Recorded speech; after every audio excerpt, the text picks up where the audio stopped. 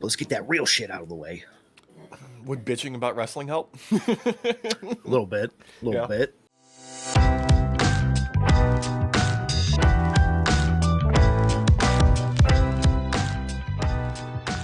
Dracula just like he's in Data's usual co-pilot seat because Data's in the Mm-hmm. tree. He's Mm-hmm. just stretched, leaned back, put his arms up, and just like laid on my hand as I was grabbing my mouse.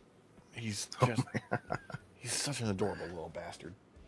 Oh, what a little dude. Yeah. Should we cover Clash in Paris real fucking quick? I mean, we can. There's really not I, much to talk about. There really isn't. And here's the thing. Anybody that listened to the podcast last week knows that I was kind of watching it on mute. It still was bad on mute. Yeah. On mute. Like the here's the thing.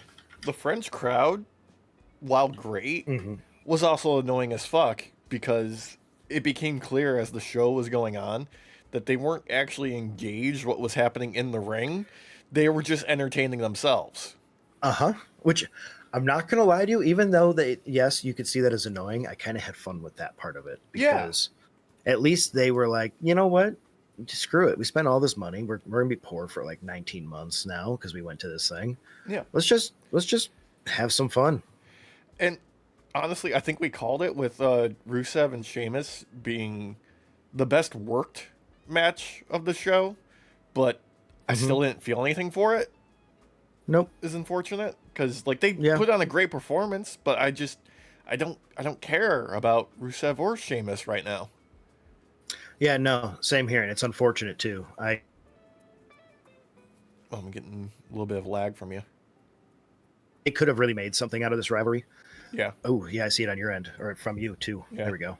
There. It's unfortunate because like they've played it off just like how they did Mello and Andrade. Mm-hmm.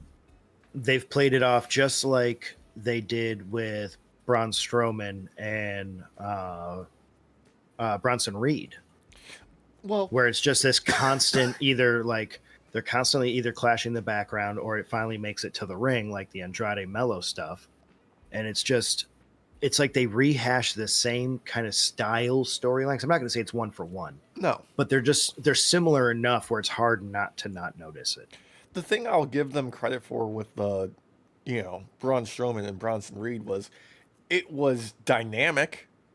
Like Yeah. there was a lot of really, interesting, use of the environments that they were in. There was a lot of Mm-hmm. destruction, a little bit of unintended comedy with some of the spots, with just how Mm-hmm. over the top they were. But it would like that was probably out of all of them the most successful for my taste. Well, and it's like they're trying to recapture the magic is kind of what I mean. Yeah, Like I feel like they like the idea of a series of matches, They like do. a best of 7 type thing. So they tried it with Mello and Andrade. It just didn't work. So they No. tried this different approach with our big monster boys. And yes, there was matches technically, but Yeah. for the most part, it was just brawling. Mm-hmm. And I feel like the Sheamus Rusev is the middle ground that they're trying to achieve of the two. Yeah, like we're not going to go too far with the chaos, and we're going to try and keep things contained to the ring, or at least pretend to, like kayfabe wise. Mm-hmm. But really, it's going to spill over. But like even the brawling in the back isn't really that. It's not like how it was in like the Attitude Era where it felt like pure fucking chaos happening backstage. It's just Right. they're brawling again. They're doing a standard brawl backstage. Yeah, and you always know that it's going to happen because like 2 or 3 people that are already on camera just take a few steps back immediately, Yeah, and like it's right before. And it's usually somebody who doesn't usually get TV time to begin with, so they don't. Yep. It doesn't matter. They're not going to piss them off because they're like, oh, hey, you get to be on camera this week. Yep. Right. That's what's kind of annoying about it because like we could talk about the Logan Paul John Cena match. The real big takeaway was John Cena still knows how to like work a match to a way that he can lead someone from point A to point B. Look, it was fun seeing Cena do shit like destroyers and a spear, Mm-hmm. and a GTS was thrown in there. Yep. But Logan Paul, motherfucker, learn how to do a fucking slingshot lariat if you're not even going to call it a buckshot lariat. Like, you do he stops dead after the flip every Uh huh. time. There's no Uh huh. momentum carrying forward. It looks like fucking shit. The best part of the match, in my opinion, Hmm. was though when we hit certain camera angles where the angle up at Paul made it look like his eyes were swollen shut and he had like giant black and blue eyes, like Cena just beat the crap out of him. Yeah. Which he did get some bruising and stuff. I'm not saying he didn't, but it No. looked worse in Yeah. those camera shots, and I loved it. I was just like, please, please unalive him, just Dude, finish it. just have him retreat as far back as his hairline. Just have him do that. Yeah. Oh, you know what? No, we can tie this all back together, back to the beginning, Alex. Yeah. We have The Rock come out after Cena beats him, and he goes, "I want your soul," and he Shang Tsung's him. Oh, that'd be beautiful. Uh, the only other like really notable things of the night was probably the terrible match with Nikki Bella and Becky Lynch, Mm-hmm. because like the between Yeah. the fucking bongos on the announce tables and that massive whiff of a fucking kick to the finish, I Mm-hmm. I feel bad because I don't have anything against Nikki Bella. I really don't. It's just like they need to do something else with her, because Yep. she needs a partner to keep her like on her A game and to keep her from getting lost out there, because that's what it looked like. Yeah, I agree. Yeah. It. I mean, she's been gone for a minute, so you expect there to be some rust, but you would think that we would have seen like the old wheels kind of kick in. Well, that's the thing with Nikki. Like, yes, she was terrible, but she got better over time. Like, she Hmm. put in work. I know she is capable of getting better. I just think she spent too much time away and hasn't been, hitting the performance center and like practicing stuff as much as she needs to be in order to be at the level of the current talent pool. Oh God, yeah. Like this would work for she would be considered top dog right now with this type of work in the diva days for Yeah, sure. absolutely. Uh, but yeah, no, you're right. This does not. I don't even know who I would even like. Some of the lower talent that barely gets any screen time. Like, Even she's they are just Maxine like Dupree monsters put out on a there. better performance in her last match. I didn't want to say Maxine, but yeah, I'm I would giving her fucking like. credit. She's No, no, come no, leaps and bounds. no. I'm glad you did because when my tangent would have made her sound really bad. Okay, okay, that's fair. Yeah. Speaking of bad, Roman Reigns and Bronson Reed, good match. Just went way too fucking long. It was like, even with cutting out Roman's entrance, which was like a Mhm. half hour, the whole match should have been cut in half the time that it went. It went way too fucking long just to write him off TV. Yeah, I it's just poor storytelling, Alex. It's They I think they thought they were going to get like an insane match out of these two. it was And fine. it was a good match. Mhm. I just feel like if they wanted insane, they needed to cut this in half Like, if you're because then gonna, they could have put all of their energy into that half of the amount of time. You know what I mean? yeah, and you know what? If you're gonna do this fucking shit, like, it's okay if Roman loses. He's going off. Like, it's fine. He's going away for however long to go film Street Fighter. Have him take a loss. Have Bronson Reed steal his shoes again, and keep moving Mm-hmm. forward instead of deflating it. So they have to do a after the match beatdown. Ooh, have him like grab his shoes, but at the last moment, Roman grabs one of the shoes and gets dragged off by Bronson. Mm-hmm. Never to be seen again. Until he comes back in like 3 months or however fucking long. Yeah, I don't know why we're doing so much to protect Roman at this stage, because he can lose and still be credible. It's Roman Reigns. They've done enough work building him up. It's okay for somebody to take a fucking loss here and there. Well, and I feel like they had something with him growing as a character for a little bit before they just decided to stop doing that altogether. Uh, so like a good growth moment would be like him being, you know what, I need to step away for a little bit. I Mm-hmm. need to get my head on straight. Like they were leading into a Roman Reigns that was using his brain. Yeah. And then they stopped doing it. So in the grand scheme of the current arc with Roman right now, Paul Heyman is still the victim. yeah. Like, he should be garnering sympathy from the crowd. He's not because of the way that they're presenting him. But I know. Yeah. like, Roman has done nothing to redeem himself anymore. There's nothing there. He hasn't changed. He started like for like the first like 3 weeks he was back, maybe 4 weeks. There was like you could see this little bit of a difference because of how he was handling Jimmy and Jay. Yeah. He was quicker to latch on and try and get forgiveness from Jimmy without maybe directly asking for it. Yeah. But with Jay, it took a little bit longer, and then they just fucking hard cut it and stopped. Yeah, he's like back to like borderline egomaniac tribal chief. With Yeah, the worst nickname. When it makes you wonder, like, does he realize the writing on the wall with how the company is right now? He's like, screw it, I'll just go back into this old character that's what they really want, and then I'll just get myself written off TV. Yeah, all this was in service to the fucking finish of the main event with Punk, Rollins, Jey Uso, and LA Knight, so Becky can, sneak in there and low blow Punk.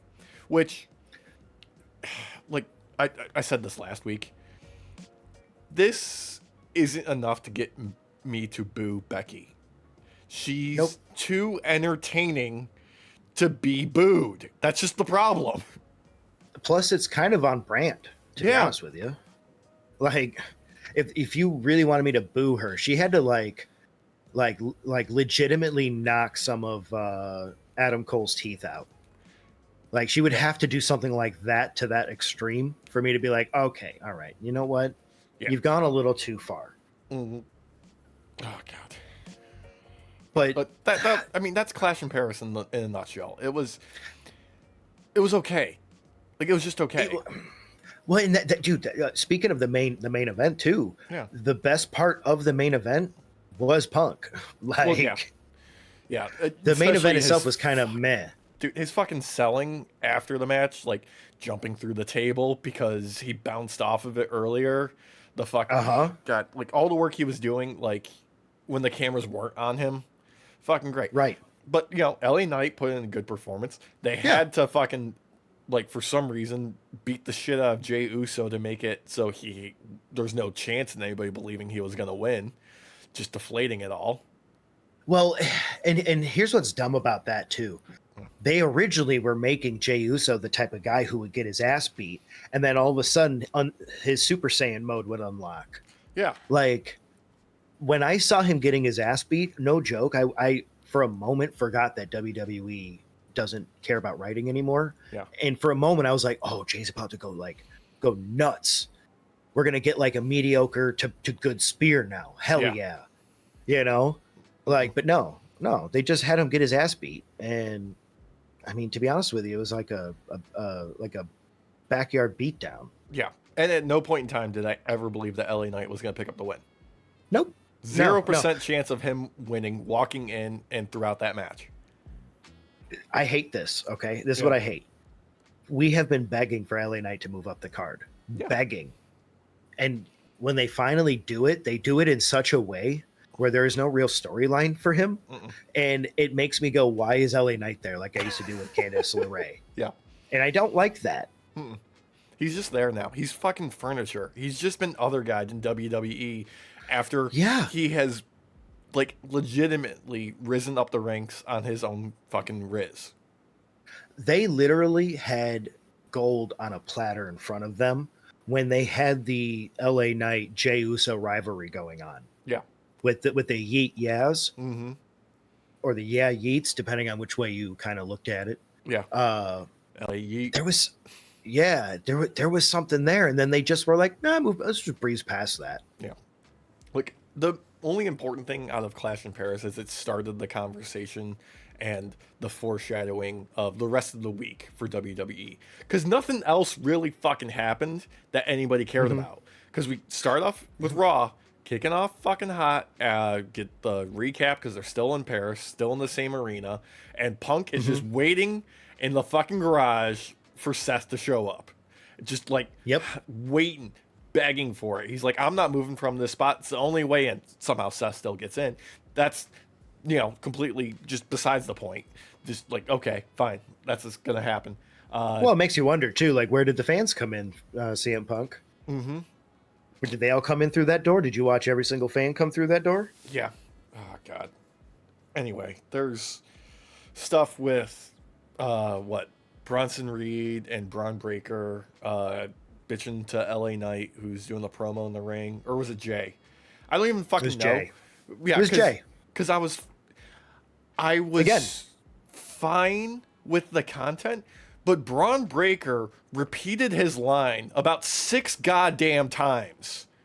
And I was just, I was just like, I was tuning out. I was actively tuning out in the opening fucking segment of Raw, dude. I was just, what is this? Why are we still fucking make your point, move on? This has gone on for way too fucking long. Even an opening segment, which always takes way too fucking long with the fucking promo trains, it went on too fucking long. Normally we complain, even though we love Jay. Yes, Jay, we love you. I do. But you normally go a little long-winded with your promos because you put big gaps in between your words. Mm-hmm. He looked like he was Shakespeare out there in comparison to everybody else out there. Yeah. And I like the content is great. Like Braun being like, you hurt Paul Heyman. Now we got nobody to fucking babysit us. So we're just, going to be unhinged fucking psychos. That's great. Uh-huh. I love that. Why are you repeating it over and over and over again? Did they not give you enough fucking bullet points in the back? Was this it? And they told you just kill fucking time? That's all you did. It's like he short-circuited. Yeah. He never got past the first page of lines. I mean, okay, so I like Jay's spot about like, don't mess with my family. Yeah. Like I'll crash out. Mm-hmm. Because we know that Jay will crash out. We've seen it.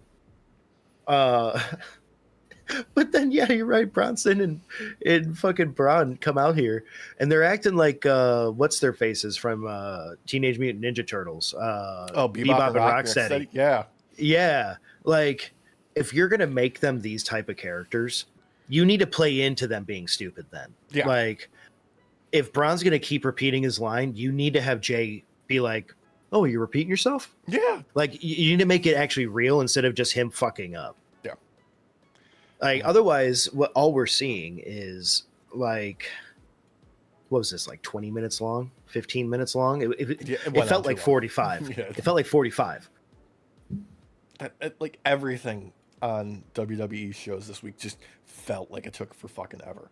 Like after this, we got the match between Judgment Day, Roxanne, and Raquel taking on Asuka and Kairi Sane, and it was okay. It was okay, but like I don't know what the hell the deal is. But Asuka and Roxanne have like negative chemistry together, especially when it came to that finish. I mean, good on Asuka for, I don't know, changing gears and switching to a fucking submission to get the finish. Because it was flat, just fucking flat. This is where like I have to give it to Asuka for being able to capitalize on a bad moment, basically. Mm-hmm. I don't know why they couldn't really work well together, because she's been pretty damn good in the ring lately. Yeah. She's had a couple of slip-ups, and that's, whatever. No big deal. It's just, like, I don't understand why this particular matchup, just nothing was working for him, it felt like. They were working really hard, and they were doing things pretty damn good for the most of it, until, like, the end. That was the only, like, major, like, botch, you could say. But but for some reason, the chemistry just wasn't there. I wasn't feeling anything. I wasn't... Like, at no point in time was I like, oh, hey, they're going to drop the belts. There wasn't even any, like, real fuckery. Yeah. I don't know if it's, like, a backstage thing where they're like, do not, under any circumstances, like, try and make this look funky. Yeah. Or something. Or if it was just a bad freaking night. Which is crazy, because, like, it feels like fucking Kairi Sane finally found her like footing again, because she was fucking phenomenal in this match. Oh god, yeah. No, and she's been great on camera pretty much for the last month and a half now, where they've been kind of getting shown here and there, Yeah. not just in the ring. Yeah. Oh god, this is a fun fucking like arc that they're doing with Asuka, Carrie, Io, and Rhea, and Hmm. like the entire night on Raw, like this was the fucking highlight, was fucking Asuka just screaming from off screen after they get done with whatever segment that they're doing for Carrie, because she's just like standing there with those fucking sad puppy dog eyes, with a fucking kid who doesn't want two Christmases, and it's just getting pulled away.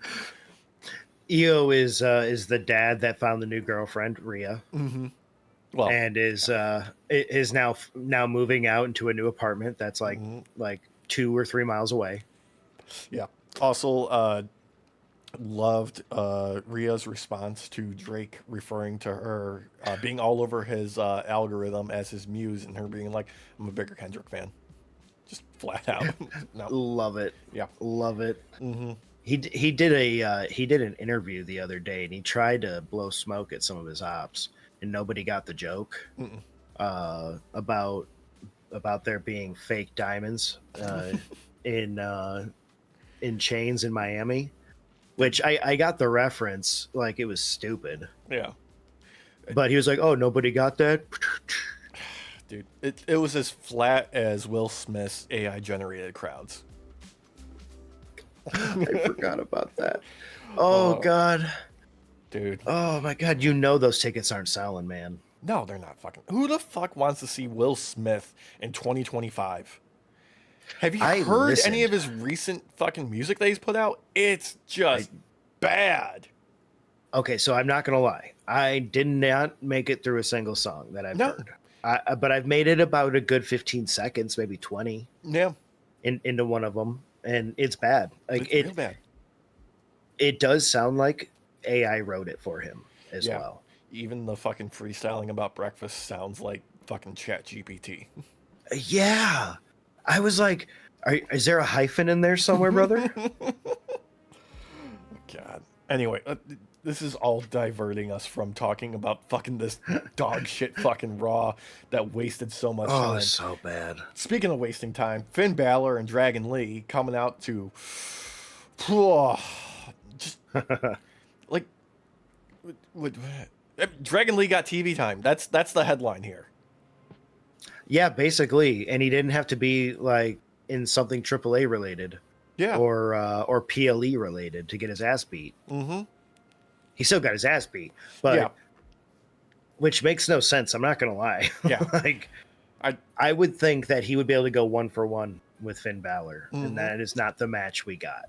No, this filler of a fucking match, which is sad because I like both of them extensively. Finn Balor is awesome. I love what he's doing with the Judgment Day currently in the backstage segments, mostly because that's where he's the most entertaining, unfortunately, because he got a win. Like, he doesn't get wins on TV too often. That's something, right? Yeah, I mean, wait, you're talking about Balor, right? Yeah. Yeah, okay, I was about to say, I'm like, Dragon didn't win. No, he doesn't get fucking wins on TV. He doesn't get fucking wins. No. So, okay, I feel like this is, when expect not just the Judgment Day as a whole, but when you needle down into one segment, just Finn Balor, they are not only just spinning their fucking wheels, like they've taken the fucking wheels off. We're at rims. Yeah. They don't care. They don't care. No, they're...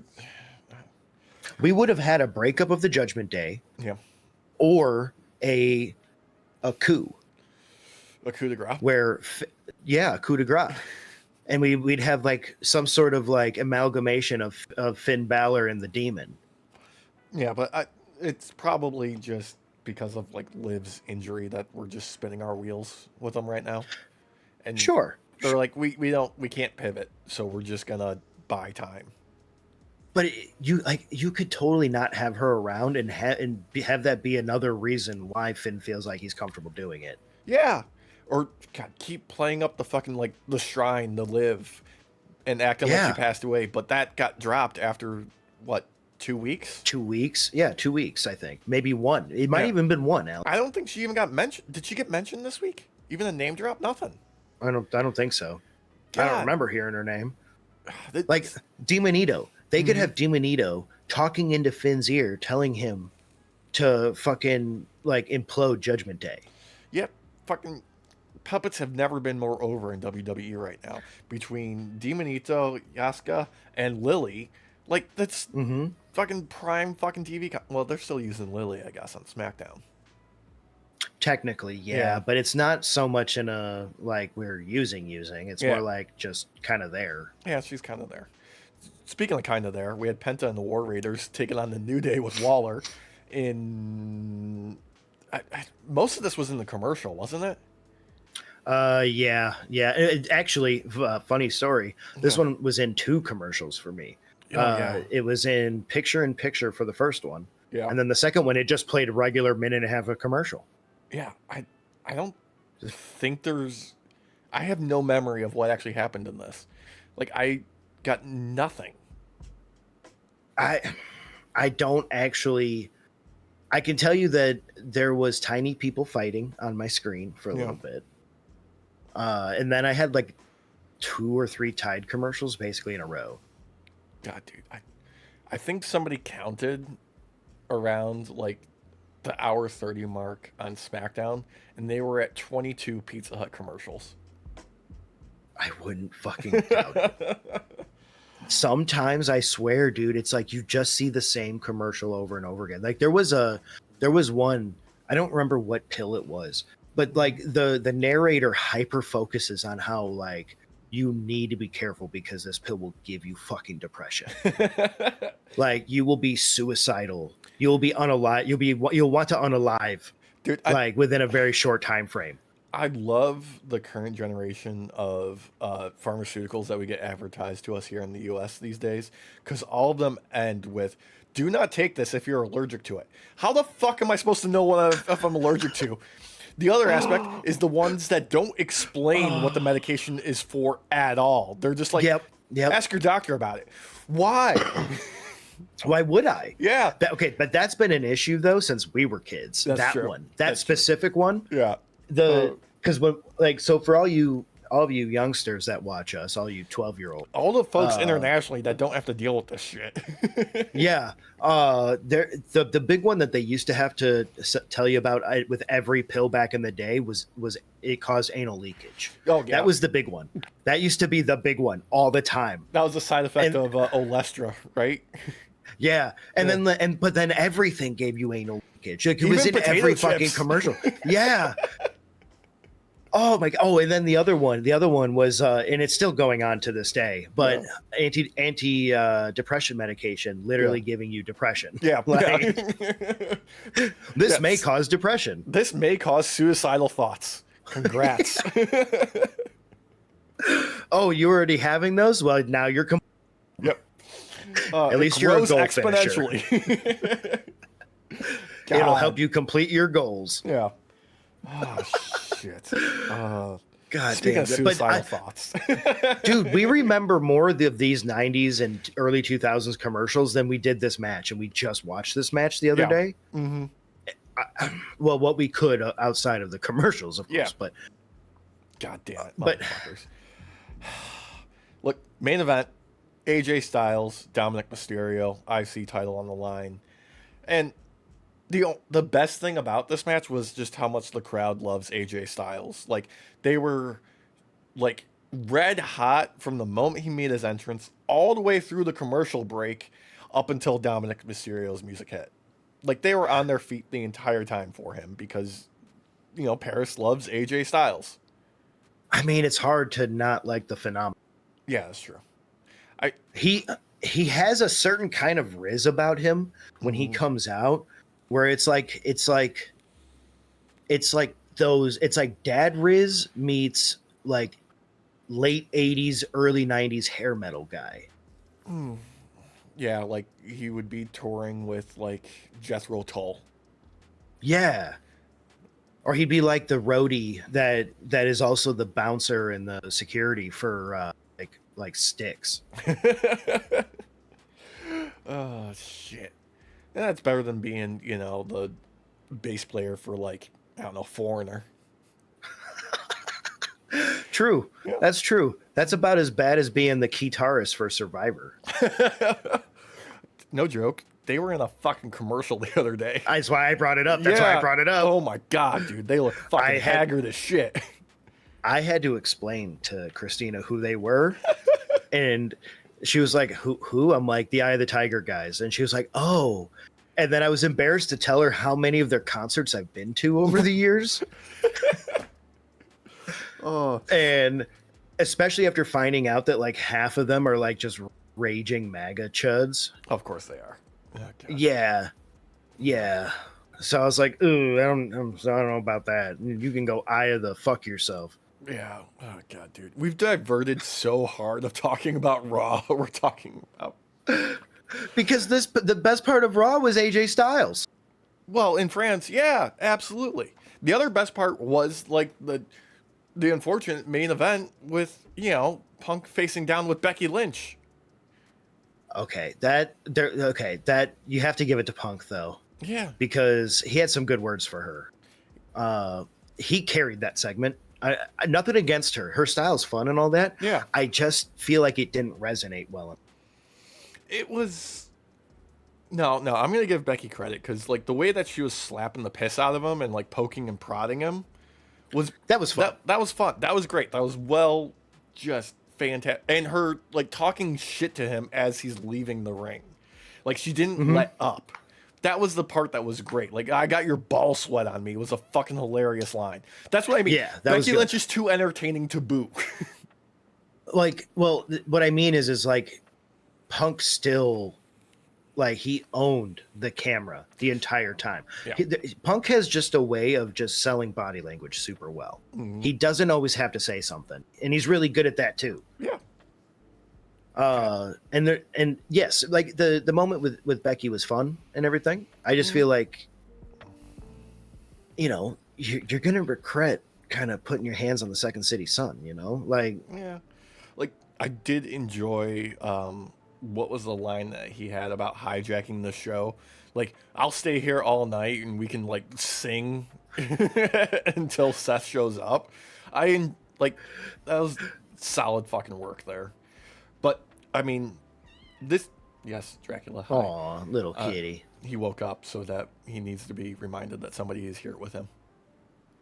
But this is all in service to, keep teasing AJ Lee. And you know what? Good on them. Alex? Yeah. I don't know if AJ Lee is going to show up.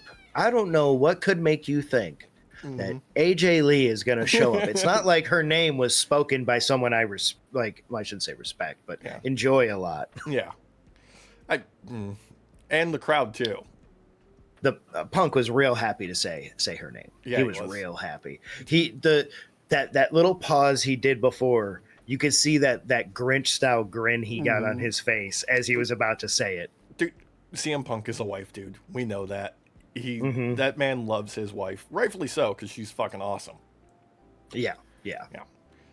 Less awesome, Jey Uso, LA Knight taking on Braun, and something that just kind of happened. So, if you haven't noticed, audience, they had 3 main events in this Raw. The middle one was the best one. Yeah. And it wasn't even really technically a main event. It was a promo spot. Yeah, that's true. There's not much here. I just feel like they could have done something where, let's make Braun and Braun look like real threats with Jay and LA Knight. And it just felt like they were just going through the motions almost. They're like, yep, we're just, foot's off the gas. We're coasting downhill. It's the last night in Paris. Let's just, ride it out. It just felt like this would be like a middle card portion match where, you're just kind of easing into the next segment. Yeah. It wasn't a bad match. It just didn't have much to do. Mm-hmm. And then eventually, Jimmy comes out when they're putting the beat down to save his brother. So we got, Usos reuniting for the 5th time this year now. Well, I think they're starting to realize their mistake with the Uso boys and who technically crossed paths with the Vision first. So they're like, oh shit, we need to bring Jimmy back into this. Yeah. Technically cross paths first. Yeah, I guess technically, I don't know. So the real story of that is Jimmy is staying out of the way of Naomi because she was crashing out hard as soon as they started teasing AJ was coming back. Because she's like, 9 months, I'm coming. You're sleeping with the fleas tonight, Big Jim. I'm getting my belt back. Yeah, his wife would smack him around for being like, we probably should have used the rubber, I guess. Yeah, my bad. Yeah. My bad. That's on me. Yeah. If He's she like, sorry. Well, I mean, they might have. We don't know. Yeah, that's true. His little guys could be that powerful, Alex. It's true. I mean, he's not called Big Jim for no reason. Sometimes you have to do what they say. Snap into a Slim Jim. Or, ride a Big Jim. Hashtag not sponsored. Hashtag not sponsor. Let's turn our attention to SmackDown because we're still in WWE land. Let's stay there for a little while longer. In a red hot fucking Chicago crowd for SmackDown and John Cena's last appearance on SmackDown. Advertised well ahead of time. And lots of leaks about this show leading up to it, day of and the day before. Cena doing a fantastic kind of like soaking in the love promo in front of a Chicago crowd to be interrupted by Sammy to set up the match for later in the night. Well, not even later night, in the moment. And I was going to say. Yeah. Later by like moments later. By moments later. Got a fucking blast, this one. Yeah, they glazed each other for a little bit. Yeah. More so Sammy glazing Cena. Mm-hmm. And they did a phenomenal job of putting Sammy over. No. Yeah, it was just, this was a moment where I think it was meant for Sammy to be the one to glaze Cena more because of it being his last time and everything.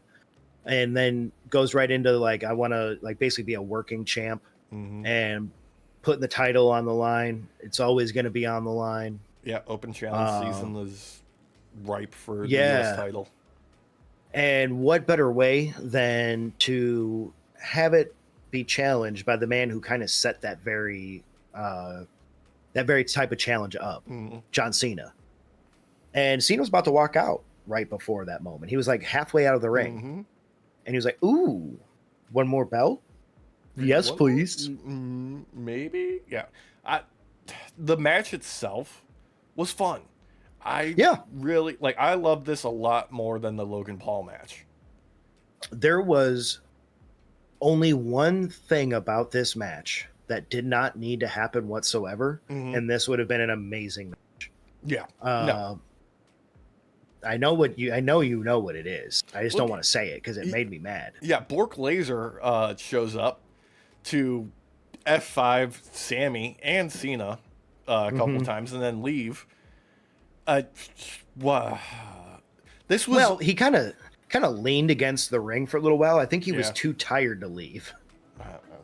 Just the part that I hated about it the most, other than him just appearing, was him walking through Gorilla after it when they come back from commercial, and he says to John Cena that he'll see him at WrestlePalooza, bitch, because Brock Lesnar with Brock Lesnar's voice cannot sell the word WrestlePalooza at all.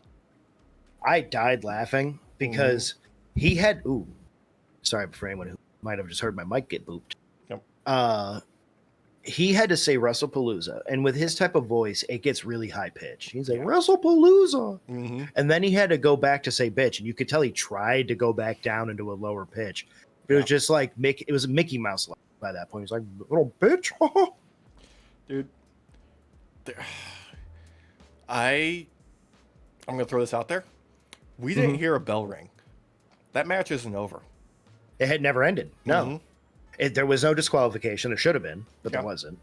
Yeah, it never technically ended. Yeah. And mind you, right before that match actually started, Mm-hmm. because me and Christina watched it together, I turned to her and I said, "This match will end in disqualification because they can't have Sammy lose the belt immediately to John Cena, even though that would make sense to some degree." Yeah.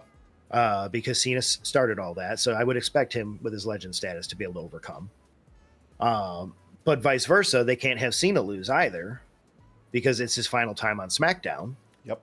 So it's going to have to be funky. And she was like, "You're right," but I was still wrong.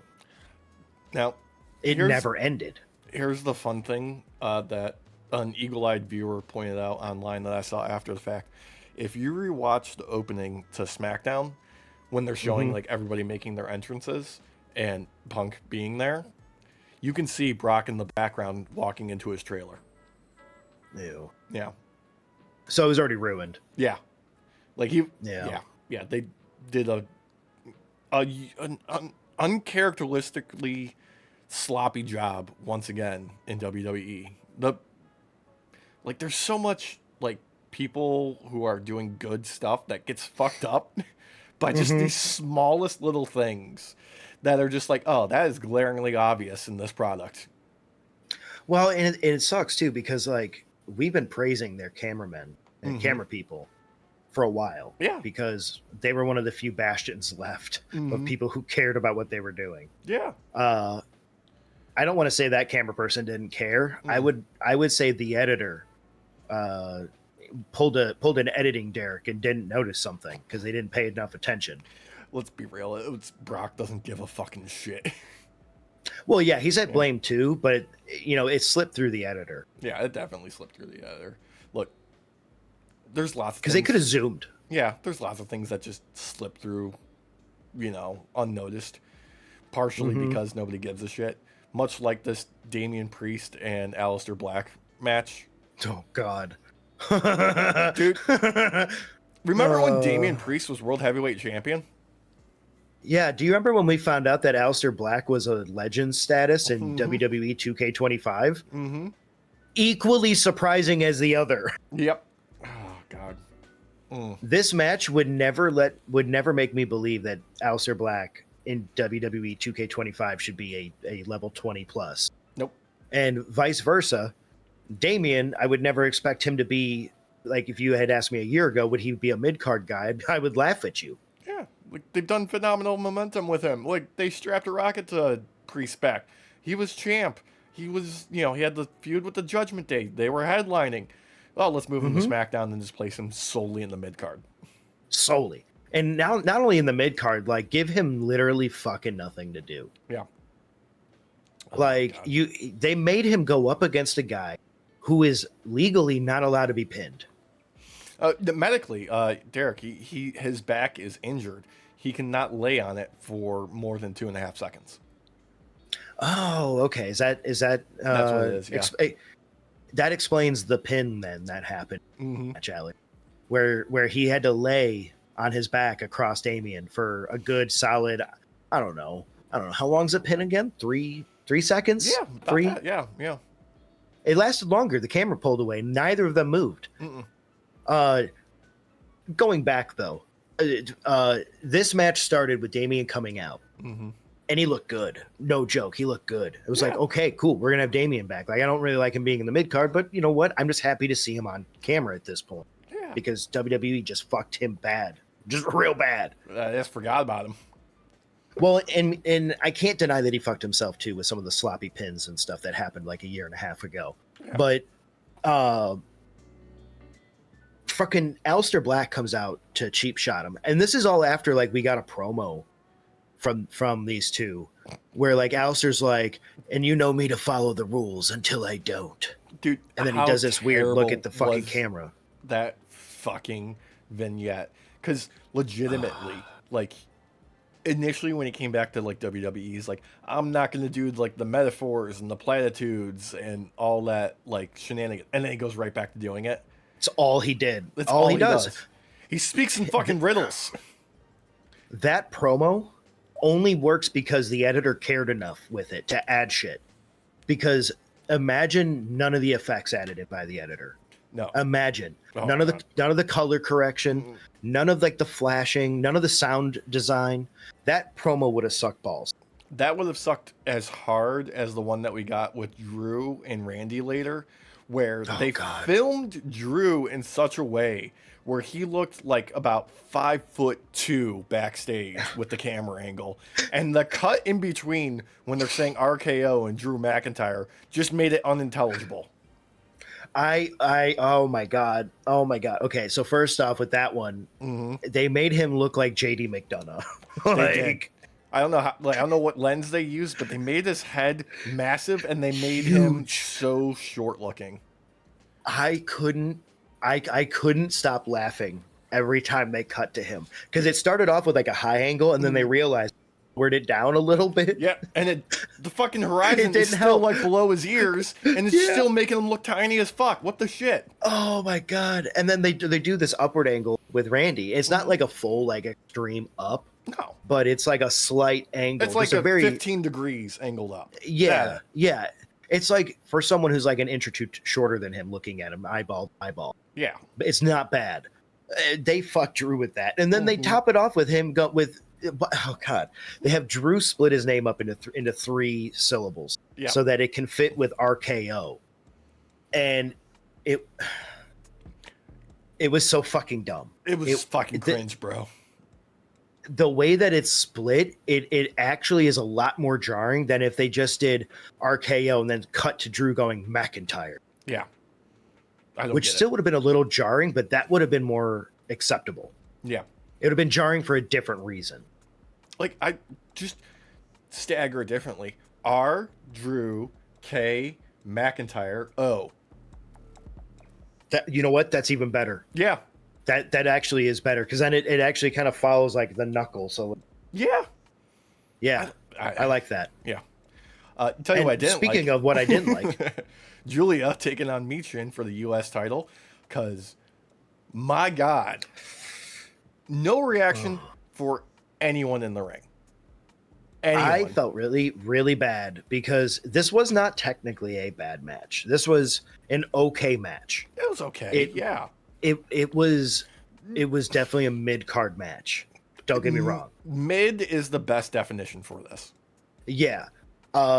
Normally the fans tend to still be kind of behind the mid-tier matches like that. They usually shout, but for some reason, when Michin's on screen, they're fucking dead. They're dead fucking quiet. And because they've done damn near nothing with Julia, except give her a manager since she moved to SmackDown, nobody gives a shit about her.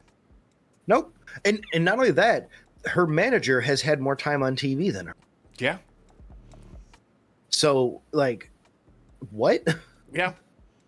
Like, they have solid gold with Julia as a wrestler. She may not be able to do a promo for you right now. Yeah. Sure. To the standards you want. Just let her prove herself in the ring. That's all you need. Let her do some fucking matches. It's been, what, 2 matches since with winning the title and defending it? And it's been like a month and a half. Won it. Yeah, almost 2 months ago she won it. Yeah. Yeah. Yeah. This is like what they did with Io, where they just didn't really let her wrestle. Yeah.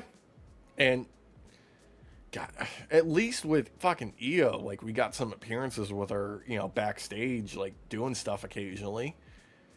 Yeah, because she's so bubbly, it's hard not to put her on camera. Yeah. God damn. But the match itself, like, it was okay. It's just, I think it needed something more. Yeah, different people. And not, like, 2 fucking commercial breaks.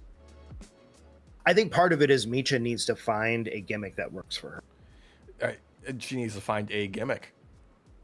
Yeah, well, because it's like semi-bubbly, like LA, like gangster type almost, like she tries to come across as. She looks like she comes across like an extra in the fucking Fast and Furious movies.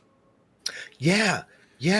Like if Bubbles from Powerpuff Girls got hired on as an extra. Yeah, that's it. Nothing to it. It's kind of weird, but it's like pretty spot on. Yeah. Look, all this is fucking pointless.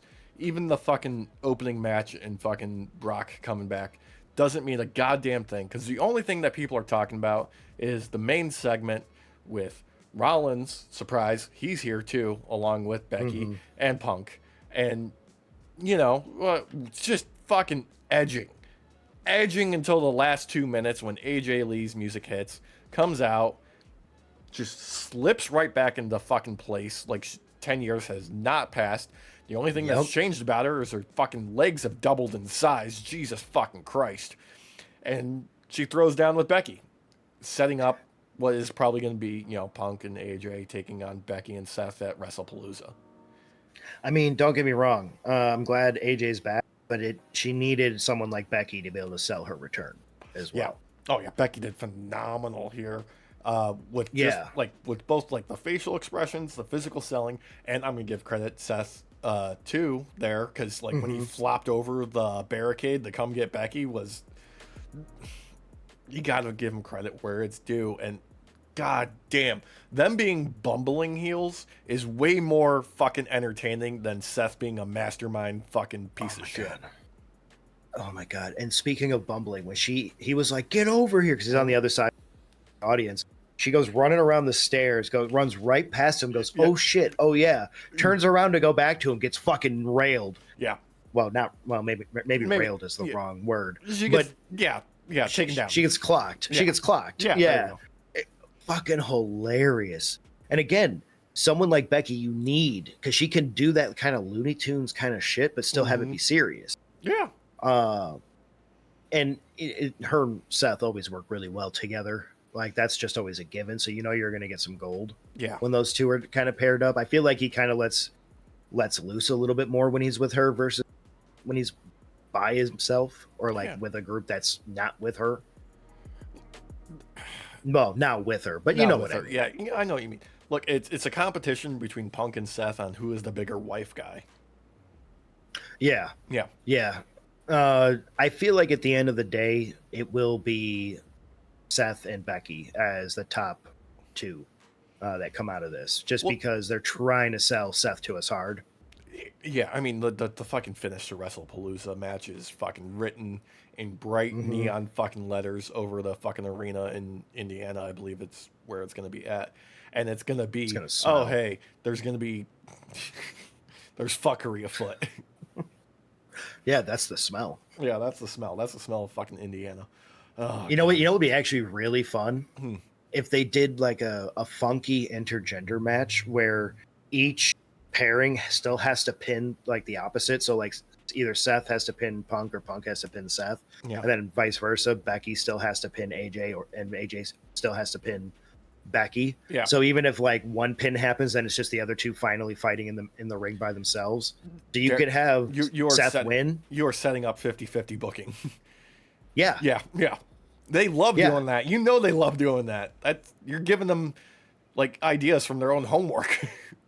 I'm fine with that, because this one I think it would actually work. You could have Seth still retain. Yeah. But now Punk has him outside of the ring. There's no DQ, so he can just beat the shit out of Seth. So Seth can't help Becky win, and then AJ takes the belt off of Becky. Look, the important aspect of all this is the nostalgia bait that they needed to cover up everything else that happened on the product. But the other headline is AJ apparently has signed a multi-year deal, so she's back full time. Good for her, though. Yeah. Like, I hate the fucking company with a loathing passion right now with a lot of these decisions they're making. Yeah. With like basically just fucking stinking out the place with their what'd you call them? Bork laser? Yes. Oh my god. With their handling of shit like that, and the whole Janelle thing. Yeah. And they're just dicking down the fans with the cost of everything. Yeah. Adding 1 million fucking PLEs for no reason other than to try and stifle out competition that is still putting out a superior product compared to yours. Yeah. And, God bless Tony Khan for seeing that and being like, I'm going to make my show earlier in the day. Move it again. I'm okay with that. If they, because I have a feeling he honestly probably wouldn't have cared if it overlapped because he probably knows he'll get more of the people watching. At the end of the day, 'cause people aren't going to want to switch. Yeah, we've seen that. Like no, like the AEW fan base is steady. Like Mm-hmm. people are the same number of people are still buying the pay-per-views on a consistent basis.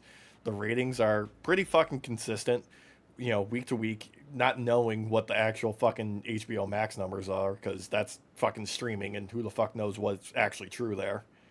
Yeah, yeah. I mean, it's hard to tell when you're going off of like a weekly or something and you're not getting a daily. Yeah. So you're like, it's hard to tell who watched and who rewatched. Dude, or watched after the fact. Yeah. It's the same thing with the fucking Netflix deal. Like, we have no idea how many people are watching live versus who are watching the next day or days later. We just don't, we don't fucking know because they're going to keep that shit hidden. All I know is that sometimes when you watch Raw after the fact, they still fist you with commercials. Yeah. And then sometimes they don't. Sometimes you get lucky and there's not a single commercial. I've noticed that when I watch it on the app on my TV, that I don't get any of that. It just does the cut to black, and I don't get any of the in between stuff if I watch it live on the TV. Oh, it just comes right back. But if I watch it on like through the browser on my computer, I get all the commercials. If it's live or if I watch the replay, I get. Like, I don't get the picture-in-picture more than half the time on my phone. But I still get all of the commercials that I get on TV. Yeah. I get inundated with commercials no matter what. It's just whether or not they're picture-in-picture or not. Yeah. With the TV, I don't, like, if I watch it live, I get, like, the international feed for some reason. I would prefer that. Yeah, it's much better. It's still long when you're watching it live, but that's okay because I don't have to deal with all those fucking ads. It's insane. I mean, it could be worse. You could be that one guy that John Cena shouted out on Monday Night Raw, who had the obstructed view and was trying to jump over the little gate to be able to see. Yeah. You can tell they don't care about their fans. No, because that guy probably paid $250 for that. A lot of the fucking WWE shit is just in spite of fans, it feels like right now. God. Like when you go to buy AEW and it's an obstructed view, they hard fucking cut the price down on that ticket. Yeah. Like it's next to nothing. And you're like given a million warnings with that seat. They're like, yo, bro, you might not want to, but you can. You can. Yeah. Oh, God. It's only going to be like you're getting 25% off, but you can. Also, the story from SmackDown being that Joe Tessitore is off, and so is Wade Barrett at the same time. So we're getting a slight change. I guess Wade had asked for some time off for, I don't know, however many months ago, and Joe is doing college football. Yeah. Wade is going back to school for a little bit. He's got to get recertified in watching. So it's a yearly thing. It takes a couple weeks. Yeah, which means unfortunately we're getting a lot of Michael Cole being dog shit out of what the fuck, dude. Like, he was just been terrible on calls all week. It's a weird day when Graves is actually the one having to correct Cole on what's happening in the ring. The thing about Graves is not only will he correct Cole, he'll correct himself when he makes a mistake. Oh, Cole just ignores it. No, nothing against Graves. It's just weird that he had to correct him so much. He's had practice working with Booker T over at NXT. Well, I mean, you're dealing with a gooner there. You kind of have to hold the fort, you know? Yeah. Especially when that gooner's crashing out because he doesn't have his favorite, his freaking booty stomper on TV for him anymore. Oh, God. Speaking of crashing out, should we cover Matt Riddle? God, I forgot about that. How do you forget? The dude no-shows a charity event in the UK and just goes on a fucking tear in like the 2 days afterwards. like posting on social media, bitching about it, going on fucking like TMZ of all fucking places to talk about it Uh-huh. because now they're jumping into the fucking wrestling sphere hardcore and just making himself look like the biggest piece of shit. Well, I mean, that's not hard to do when you're the biggest piece of shit. Yeah, that's pretty easy to do when you're a massive fucking piece of shit, dude. God damn.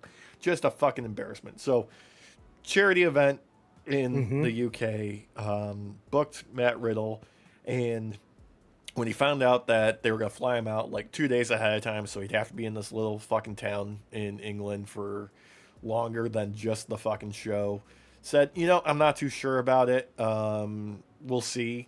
And since they had already paid him a deposit, the people promoting it were like, okay, well, he didn't say no, so let's be prepared for him to be here. Let's, send a car out there to wait for him at the airport when his flight's supposed to be in, because he stopped responding to messages or even reading them, apparently. Uh, Of course. yeah, and last minute decision, Grado comes in to wrestle Simon Miller for their event. They, apologize to the fans and whatnot, and like you're damned if you do, you're damned if you don't. Like they were upfront about everything, and really they should have just like seen the writing on the walls. But I don't blame them because he took their money.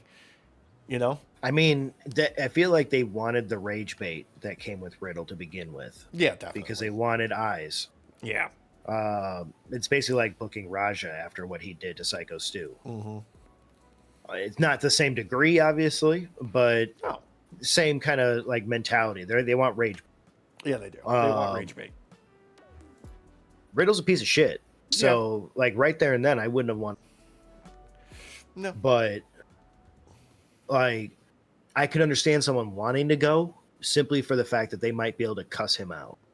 Yeah, For and like, if it wasn't for his personality in general, Mhm. I think he'd be, he'd be a great fucking person to have on anybody's fucking show. If it wasn't for him as a person. Yeah. Yeah. And questionable things that he may or may not have. Yeah. Well, I mean, I'm pretty sure it's well known. It's pretty well known. Yeah, I'm it's just pretty saying well that to known, cover our yeah. butts a little bit. Yeah, here, but yeah, allegedly to cover our own alleged. asses for the fucking drug addict, alleged meth head, alleged wife beater, alleged. Fucking. Yep. And funny enough, like with the way that he allegedly was treating his wife, you would think she'd be the one barefoot in the house, but no, that motherfucker's barefoot 24/7. Yeah, I read somewhere about something about him having like frostbite at some point in time, and that's why he doesn't like wearing shoes. I feel like he would just get more frostbite. Yeah, it's weird. He's a strange cat. That's what we can, surmise from this. Anyway, But yeah, he crashed out because he try saying to he was saying online that like, no, I didn't just skip out on this. I told them I wasn't going to do it. There was some crap that he tried fucking spinning it like he wasn't the asshole. yeah, and then for some reason he like shit talked the Me Too movement Yeah, in the same breath. So, like, dude, it's hard to take you like your word with any sort of value when you're just spewing bullshit. When it's like, bro, the Me Too movement like stopped assholes like you. Yeah. Like, I don't know. I mean, obviously, I get why they're an op to you, but I mean, you're an op to women in general, bro. Allegedly, Dude, all of his like actual like on camera appearances throughout this just made it look real fucking bad and looked like he was deep in the throes of some sort of cocktail combination of drugs and alcohol. Oh god, yeah. Oh god, yeah. Yeah, like I mean, there was some sort of mix of uppers and downers and everything. yeah. The dude looked blitzed. Mm-hmm. Like he needs a handler. That's what he needs. He needs somebody to manage him and preferably put him in rehab for a little bit first. Yeah, he needs a conservator. Yeah. That's what he needs. Yeah, he needs to get fucking cleaned up good. Otherwise, he's just gonna self-destruct even harder. God, God, what a piece of shit. all right, let's cheer ourselves up. Fucking dynamite, dude. Opening All up right. hot with a fucking crime of Darby Allin kidnapping Gabe Kidd. I was like, he's not in that bag. And then the movement, Yeah. then He drives like, fucking away. he drove away. He Mhm. stole Gabe Kidd. He kidnapped him. Yeah. He stole a child, Mm-hmm. put him in a body bag, and Yep. had that body bag chained to a fucking giant truck, Yeah. and then drove off. Mm-hmm. Doing the ECW crowd proud in Philly, dude. Like, Oh, they were so love, happy. dude. There's no better combination than AEW and doing crimes.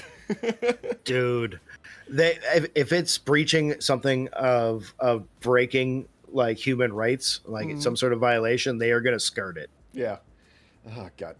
Just a wild fucking start. We had fucking Gabe Kidd mixing up with Darby and Yuta and the rest of the Death Riders. Fucking Hook coming out. The fucking Ops. Even fucking Willow being out there ready to throw down. Just I gotta say, man, Hook, I'm liking this return. yeah. I like the music. I feel like, yeah, the music is great, and I feel like he's more comfortable being himself in front of the camera now. Yeah. It's like a different guy. Yeah, like they're not writing a bunch for him to say. It feels like he is very comfortable, like kind of being, a little bit more stoic. Yeah. Yeah, and it's very less pirate Hook that he had to do for a little while, and more like grown up Hook. Yeah, he's being a lot more direct. Yeah, And that's time away. Yeah. I think the time away. I don't know if he was doing some classes or something on like body language or whatever, but yeah, it was just. I mean, he was in top form. I think he was on some like reality TV show. Oh, that would probably help actually quite a bit, being Yeah. more kind of yourself in front of the camera. Yeah, I think that's what it was. But no, just red hot start, leading to the first match. Alex Windsor, Mercedes Moné, taking on for the TBS Championship, and just fucking right out the gate, fucking hot as shit. Fucking damn good fucking brawl. Oh yeah, one of my favorite things about this belt collector run is the paper tiger aspect of it. She is amazing in the ring, but she is not invincible. No. She fucking bumps her ass off for everybody. Dude, she took some nasty ones from Windsor too. That when she smashed her knee, Yeah. and did that crazy like sharpshooter, because it was like it almost looked like a fumble at first to get into position, but then it was quickly snatched up real quick and she got into the sharpshooter fast. But it was like, holy shit, like that actually looks painful. Like not everybody can make a sharpshooter look painful. No. I mean, let's face it, if anybody knows how to make it look painful, it was Bret Hart. Second to that is anybody else besides Bret Hart. Yeah, but this was definitely a higher end sharpshooter than you tend to get from people. Yeah, just putting a lot of fucking torque on it, and that is what really helps fucking sell it.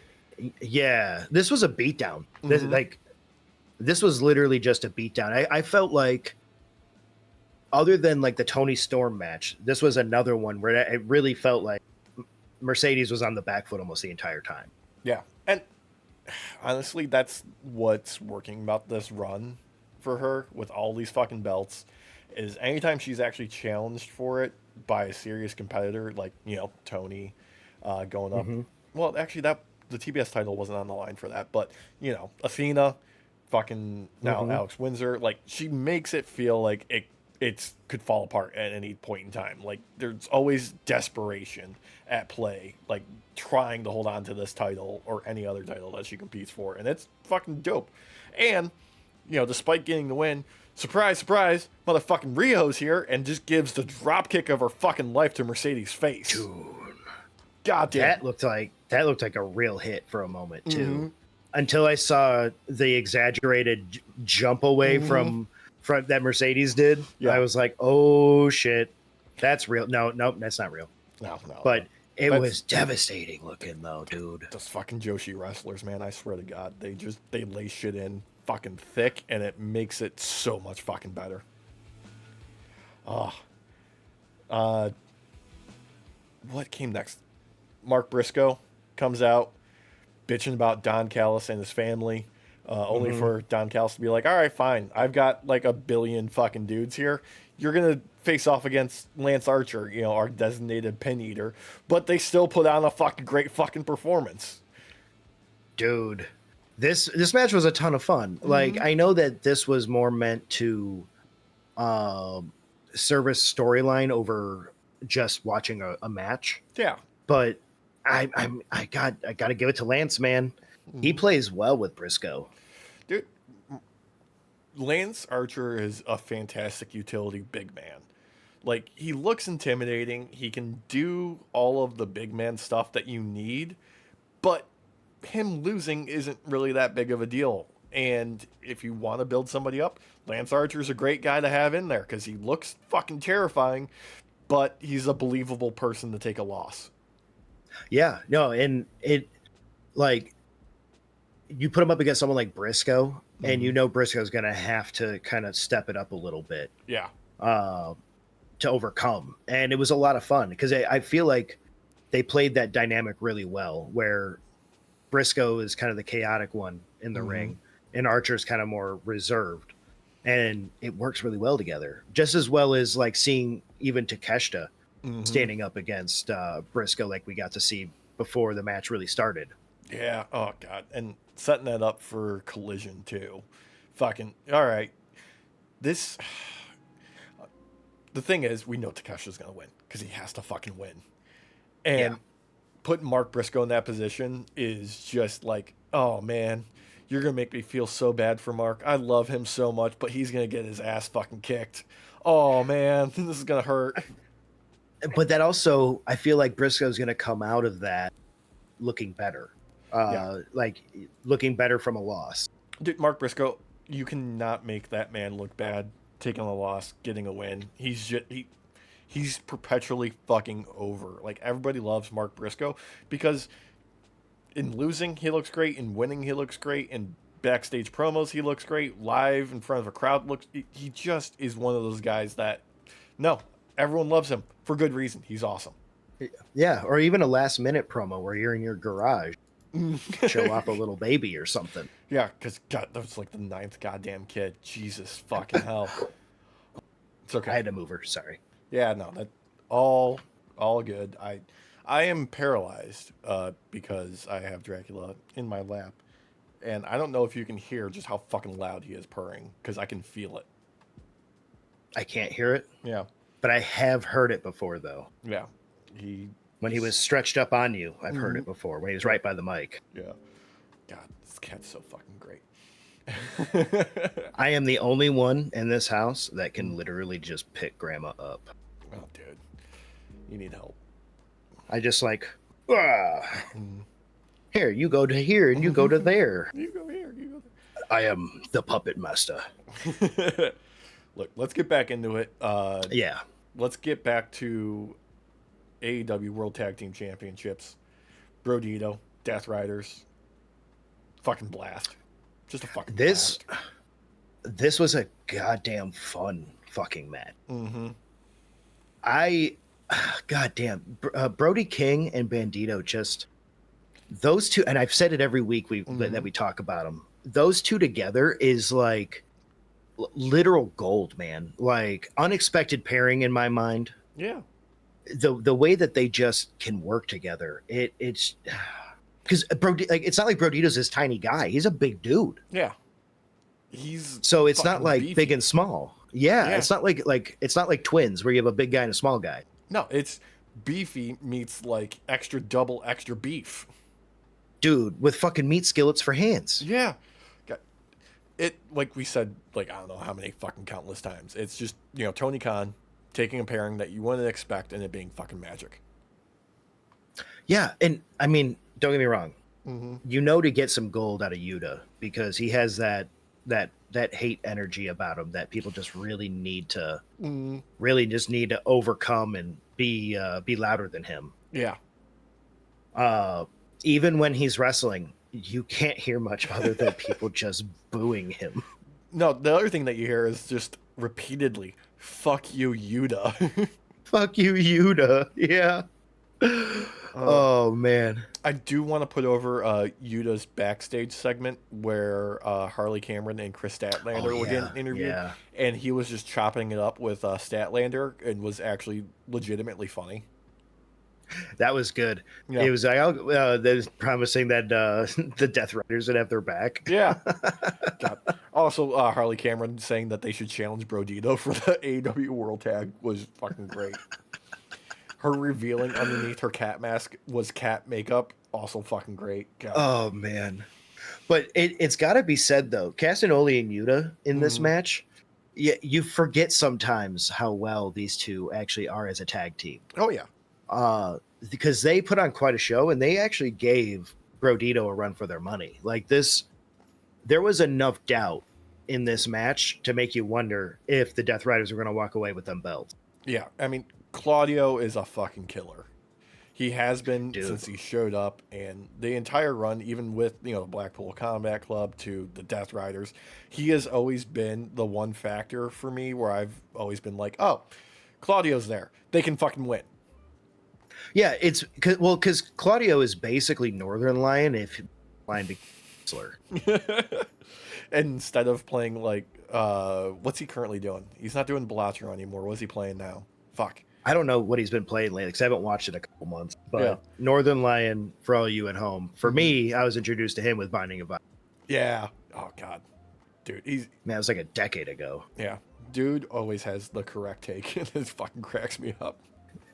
I watched him crash out the other day. He was talking about Bluey. I think it was Bluey, and there was an episode where they were selling the house and shit, and the kids were like, they had already put up the sold sign and everything, Yeah. and the kids were like, no, we don't want to move, and the dad was like, okay, fine, and just took the close sign off. And they're like, that's not how that works. There's closing costs. You're just losing money. Aren't they like fucking Australian and shit? Oh, dude, he was crashing the fuck out. He's like, the people who just spent money on your house just lost money. Yeah. Oh god. And I love valid crash outs. That's my favorite thing in the fucking world. Is just people crashing out for completely valid reasons. Dude, he was turning red. He was so fucking mad.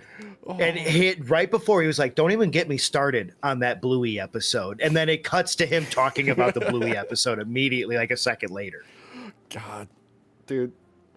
That crash out is up there with FTR and Cope and Christian just brawling like fucking madmen where the entire locker room has to fucking pour out. Even fucking people from ROH are out there trying to keep them fucking separated. Bravo, Alex, on wrangling us back. Just Yep. He was like, "Come here, little fella. Let me wrangle you in here." Yep. God, no, there was. This was fun. This was fun. It was just like we're just gonna beat ass because it's on site with us now. That's what it was. Well, that's the other thing is like you don't got to worry at all. There might or might not be a shirt out there, but FTR, you can really, they're going to show up to work. They're going to show up to work. I question how this level was working with the kayfabe with Dax asking for the mic, and then him being like, "Oh, it's not working. Give me another one." Still not working. It's not working. Like it's been working the whole time. He's just like, nope, not working. They can't hear me. They can't hear me. Nope. Oh God, that shit was great. And it was fun with them like attacking Cope as soon as Cope was out and everything. But having Christian come in for the save, like this actually gave. So like WWE's trying to hit this nostalgia fest. Yeah, this is how you do it because like. Cope and Christian have both already just been wrestling. Yeah. But they've done their own thing. Now we're getting that little bit of a taste here, a little bit of a taste there of what it was like to actually have them as a tag team. Yeah, it's the delayed reuniting of them that makes this so successful. Like, they put it off for a decent chunk of time and let them do their own thing for a little bit, only to find a reason to fucking force them back together, and them both being kind of like, I'm kind of reluctant about you because you're a fucking asshole, and I'm kind of reluctant about you because you're kind of a little bitch now. with a big spiky stick. Yeah, but it fucking works. It dude. works. Yeah. And you know what? Honestly, I think it's because of FTR. Yeah, no, totally. Like FTR have been able to always tap into that we're bigger assholes than you would believe. And when they tap into that, they are like the perfect heel tag team. They've been so good as a heel tag team for a bit now that it's hard to actually, even though I do remember them being fucking faces, but it's weird looking back at that time. Yeah. It comes so naturally to them being pricks that you actually can be entertained and still boo them because they're still very entertaining while at the same time pissing you off. I'm looking at you, Becky Lynch and Seth. Yep. I mean, these guys, you want them to lose. It's that type where you want them to lose, but you expect them to win. Yeah. This is a perfect fucking heel dynamic, right? Yeah, literally. Like, it's that type of gold that it's hard to kind of strike.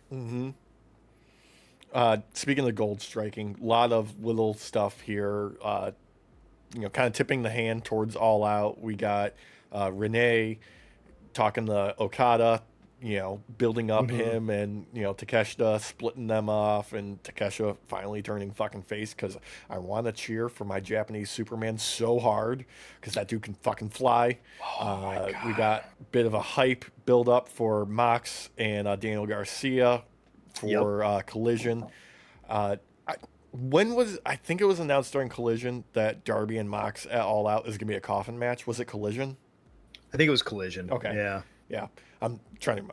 Busy fucking week. My brain got melted by being bored to death by WWE this week. I'm sorry. God. Yeah. Like, other than like 2 moments, like the rest of those 2 shows could have been fucking emails. Yeah. We also got Ricochet with the Gates of Agony calling out Hurt Syndicate for, dealing with that shit at All Out, which definitely looking forward to that. I just feel like this is the perfect type of moment for Ricochet to be that type of guy who is signing checks that he cannot fucking cash. See, I want it to go the other direction where it's Ricochet's like mask dropping and reveals the psychopath that's underneath. Like when he was feuding with Swerve and he started busting out the scissors.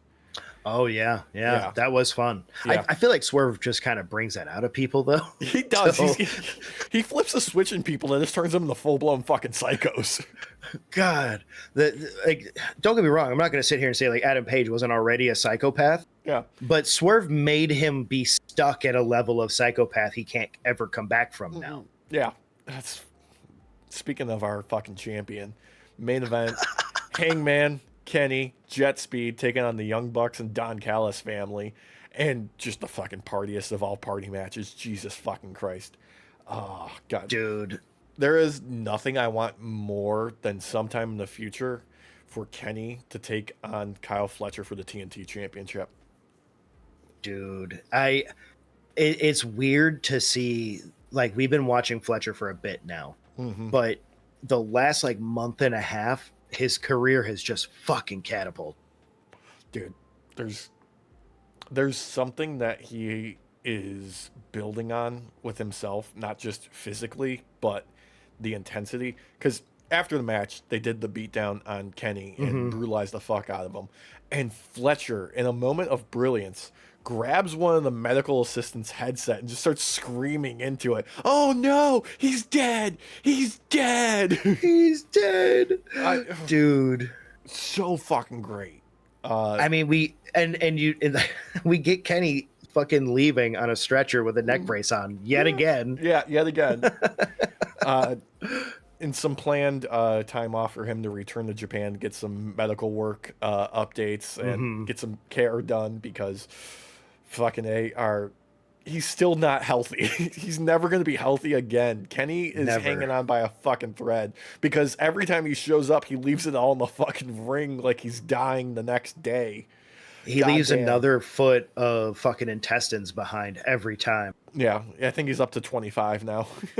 Yeah, Fletcher's going to be like, I'm taking that last mile intestines, brother. God. The match itself, though, once again, these guys, the Young Bucks, being fucking highlight reels themselves, Speedball keeping up with them, and Kevin Knight getting the fucking shine was beautiful. Hold on, Yeah. hold on. We forgot about the Young Bucks and Oh, dude. Oh, God. The these the, guys these got, guys. again, from the Yeah, graphics team, but also the production team showing the highlights from their discounted the meet meet and and greet greet. the day of. Jesus. I can't. This this storyline with them just shitting on themselves. Hmm. Oh god, it gets me in all the right ways. Like, you know how Bill Murray was whatever that character's name was in Zombieland's like favorite like comedian ever for movies. Wasn't he just The Bill Murray? girl. Oh, Well, yeah, yeah, yeah, yeah. yeah. The girl was like, "Oh, Bill Murray Wichita? just gets me." Was it Yeah, Wichita. Yeah, Yeah, yeah. Emma Stone's yeah, character. That's the same situation here for me. yeah. It's just The Bucks shitting on themselves, dude. This is peak for me. yeah, it's great every fucking time. They keep like it's not that they're just tapping to the same well repeatedly. It's that they're finding new ways to mine the same material over and Yeah, over again, and they expand on it, and they're getting such great content out of it. But more importantly, the Bucks are still putting on all-time fucking performances because there's like we're being disrespected so much. Why won't you respect us? Look how good we are. I love that they keep responding to us randos like on threads. So if they haven't responded to me, I'm not saying they have to, No, no. but like us randos who talk randomly about Mhm. wrestling, especially like with AEW. Yeah. And anytime that the Bucks are brought up and brought up like their jobbers are like, whoa, whoa, whoa, you hate us too now? Yeah, dude. Oh god. The fucking their TikTok, like every time that they post a fucking highlight, they're just burying themselves even more to a fantastic degree. They're like, what do we have to do to get an ounce of fucking respect in this business? What is wrong with everybody? God damn. God, it's so fucking good. And yet they are part of some of the best storylines and best matches right now out there. Yeah. Like, God, they found the perfect use. Like all of that wasted time with the EVP shit and them like mhm. they could have upped the terrorizing the backstage and other talent a little bit more during that run to make this even better. But to get this out of it is pure fucking gold. Yeah, it was worth it. It was worth the wait. Yeah. Because if we had to be dragged along for that last bit of the EVP stuff Mhm. where it, because even like you and I, even though as much as we love the Bucks, we were like, okay, Yeah. this has kind of run its course now. Mhm. If we had to be dragged through that bit just to be able to have this, I would do it again. Yeah. I was yeah, I'm okay with that. Like there's everything's working right now with AEW. Like Yeah. there's not really any parts where I'm just like, oh, this fucking again. Because even earlier in the show, we got a Tony Storm like promo backstage somewhere in Philly, and she Mhm. had just this fucking killer ass line about how she is a woman seeking her own murder. Like she is looking for someone to kill her. Like that's an insane new level to her character already. It's I mean, fantastic. that's some warrior level shit, dude. Yeah. Like you're looking for the one that's good enough to kill you. Yeah. And it builds on her fucking arc as a fucking champion phenomenally because she has been going on these, amazing title defenses at every opportunity that they've given her. And I think this leads into next week's Dynamite where she called out the Triangle of Madness, send whoever they want for a Philly street fight. So her and fucking Sky Blue are going to tear the fucking house down because she hasn't had that many opportunities on TV, but I've Mhm. seen footage of Sky Blue doing indie dates at these crazy fucking shows. Like I saw her do a wrestling match like 3 years ago in a bar in Chicago where she took a nasty fucking bump on the bar top and Oh just with God. glasses and shit out there. She's a fucking sick fuck too. Oh hell yeah, dude. Yeah. Mad respect, Sky Blue. She's a Chicago native. Yeah, she is. So like I've been enjoying seeing her on TV more often now Mm-hmm. because of this Triangle of Madness shit. And what I'm expecting at the end of the day is it's going to be Tony Storm facing off against all three at the same time. Oh my god. Yeah, probably. I think we've got some of the announced card for All Out, and her match is going to be another Fatal 4-Way, right? Yeah, it's going to Hmm. be Tony Storm, Jamie Hayter, Chris Statlander, and Tekla. Yeah. Yeah, so Which that's I gonna be think madness. Statlander's gonna should be the one that would give her a run for money, but I feel like it's gonna be Tekla at the end of the day because they're trying to promote that rivalry. Probably. Also, they're probably definitely going to have a face off with Tekla and Jamie Hayter, and just watch those two throw bombs at each other is going to light Dude. that fucking roof on fire. They both fight stiff as fuck, so I can't wait. It's gonna, So yeah. Actually, while we're talking about, so far announced for All Out, we got Cope and Christian taking on mhm. FTR. We got Hurt Syndicate with MVP taking on Ricochet and the Gates of Agony in a Yep. trios match. We got Mercedes taking on Rio. We got Hmm. Mox and Darby in a coffin match. We got Yep. MJF and Mark Briscoe.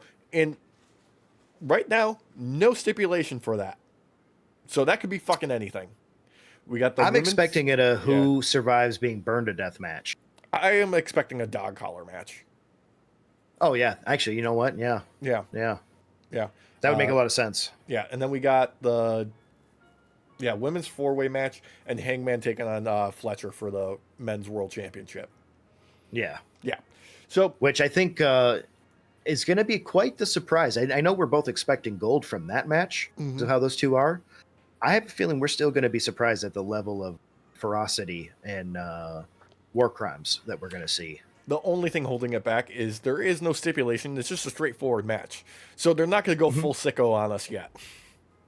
I get the feeling we're going to get to full sicko mode still because I'm sorry, but Kyle Fletcher, you give him the opportunity to maybe, I don't know, screwdriver or something, He's going to take it. he's going to take it. Yeah.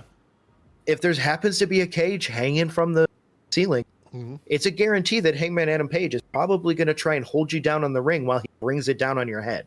There's a good So, chance that he's going to be drinking some blood.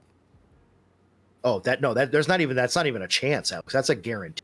It just depends on, whose Whose? blood it's going to be. Uh-huh. Uh-huh. No, he's going to be drinking blood. That's a guarantee. This is Hangman. Yeah.